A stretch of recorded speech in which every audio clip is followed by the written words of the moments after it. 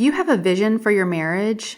Do you know where you're going? Do you know where you want to see yourself in 5, 10, 20 years? Today, we're starting out with this new mini-series, The 7 Keys to Love and Connection in Marriage. And key number 1 is to set a vision for your marriage. So let's get into it. Hey there, and welcome to the Happy Wife Mentor Podcast. I'm your host, Jenny Grimion, certified coach, podcaster, mom of 3, and happy wife of 19 years. I help busy women in their 40s get their spark back in their marriages without any effort from their husbands. If you're ready to get happy and get the love and connection back that you desire, then you're in the right place. Here, I'll share tips and strategies that helped me go from meh in my marriage to thriving and more connected than ever before. Are you ready, friend? Grab a LaCroix and let's get started. I am so excited that you're back here with me today, and I'm so excited to kick off this mini-series, 7 Keys to Love and Connection in Marriage. And today we're going to be talking about key number 1, which is to create a vision for your marriage and focus on it, to choose to focus on your vision each day and to have faith over fear. So let's get into it. Do you have a vision for your marriage? Have you ever thought about that? Do you know where you want to be in your marriage in the next 5, 10, even 20 years? What do you want it to look like? I remember the day that we were walking in our neighborhood and we had some neighbors that were going to be building a house near us and moving in. They actually happened to live in a different part of our neighborhood, and we ran into them. They're a little bit older than us, probably I would say about 20 years older than us. And they were standing there talking with my husband and I. They hugged each other. The husband looked at the wife and the wife looked up to the husband, and they just smiled at each other. In that moment, I just got a feeling, and I was like, that is what I want. And at this point, I don't know how to get that. Again, I kind of felt like we were stuck in a rut and we were going to stay married, but it just was a little bit meh.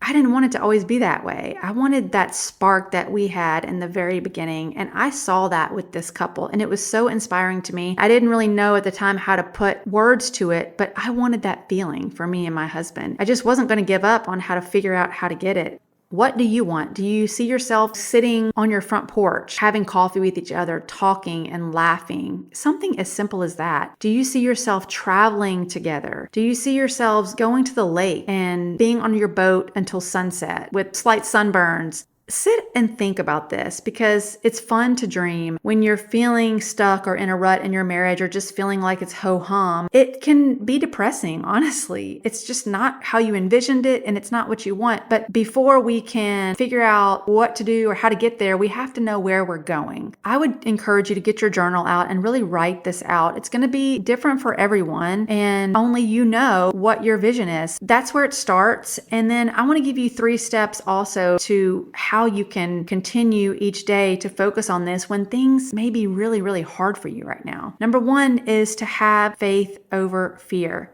You may have big challenges in your marriage right now. I don't know what you're dealing with. Some of you may have addiction in your marriage, and there's many forms of that, right? There may be some infidelity going on. You may be having a major power struggle with raising children. You're just not seeing eye to eye on that, and you just feel like there's just no end in sight. There's just so many things. There may be a health crisis for one of you, and you just don't see how things are going to work out with the situation. There's just so many things that you could be dealing with that can really cause your mind to go in the gutter in the worst way. And I totally hear you, and I understand. I want to give you 4 questions to think about when you are really trying to put your faith over your fear, because we actually do have a choice in what we focus on. Question number 1 would be, what am I afraid of? And just state exactly what you're afraid of and the worst that could happen. And then I want you to think, is it realistic? You might say, well, yeah, I mean, this really could happen. It is realistic. The 3rd question would be, can I actually control the situation?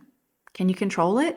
I'm guessing you've tried to control it for a long, long time and nothing has changed. Could that be true? The more and more I grow, the more and more I realize and I learn from experiences that we don't have control over a whole lot. But ask yourself that question, can I actually control the situation? And then the 4th question would be, is it worth the intimacy it would cost me to try to control it? Because if we're controlling our husband or a situation with our husband, then we don't have love, connection, and intimacy with them. Those two things cannot exist at the same time. And if you are feeling right now like, no, but Jenny, you just do not understand my situation. It's different. I'm telling you XYZ. I hear you. I would love to help you. Reach out to me. Send me a message at coaching@jennygrimmion.com. I have a few coaching slots open right now. If you want to get personal help because there's just no way that you've been listening to this information and you're like, this is totally what I need, but you can't figure out how to actually put it into place in your specific situation, I would love to help you. Reach out to me, shoot me an email, and let's get connected.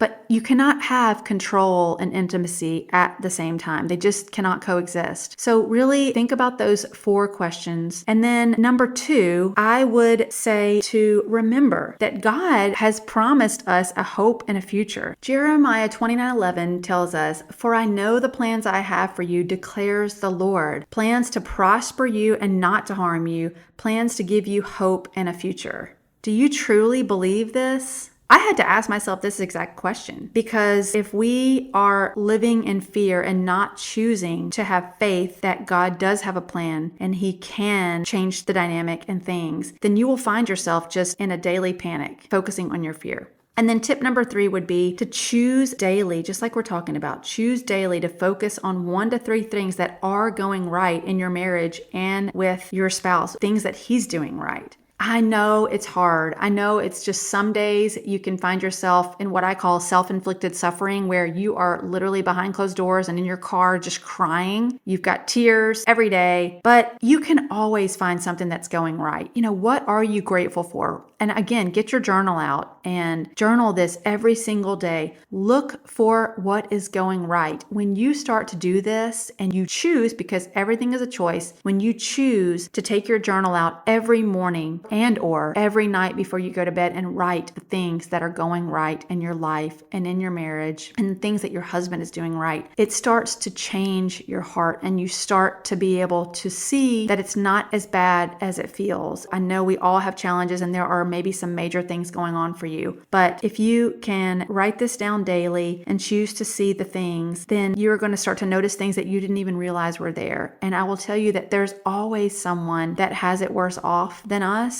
And there's always things that we can be thankful for in our own marriage. Even though you might be looking out to others thinking, wow, I wish I had what they had, which 9 times out of 10 these days is on the internet. And newsflash, the internet is a highlight reel, as we all know, but sometimes it's hard to remember. Write a gratitude list for what's going right in your marriage. Get off the internet, shut Instagram down because it's a highlight reel, and make note and choose to focus on what's going right in your marriage. I promise you it's going to help you. To recap what we've learned today, create a vision for what you want for your marriage in the future and choose to focus on it daily. I want you to keep this vision for your marriage written down in a journal that you keep, that you can go back to when things start to get really hard, on days that it's just really challenging. I want you to go back to that and really believe, like God tells us in Jeremiah 29:11, that there is hope and you are promised a hope and a future. So number 1, we're going to have faith over fear. We're going to ask ourselves the 4 fear questions. Number 2, we're going to remind ourselves daily of God's promises, Jeremiah 29:11. And number 3, we're going to choose daily to focus on 1 to 3 things that are going right in your marriage and that your spouse is doing. And jot that down every day, morning and night if you have to. And look at it multiple times a day if you have to. Carry that journal with you. I am rooting for you in your marriage, and I hope that this helped and encouraged you today. And I look forward to sharing our next key to love and connection in marriage as we continue on with this mini series. I will see you right back here on the show, same time, same place next week. Take care. Hey girl, I hope this podcast episode blessed you today. If it helped you in any way, I would so appreciate it if you shared it with a friend. Sharing is caring, and it's the best way for you to support me in this work. I would also love to hear from you. You can DM me on Instagram at Jenny Grimion, and you can also join my free Facebook community at the Happy Wife Club with Jenny Grimion. So go do something fun for yourself today, and I'll see you right back here next week.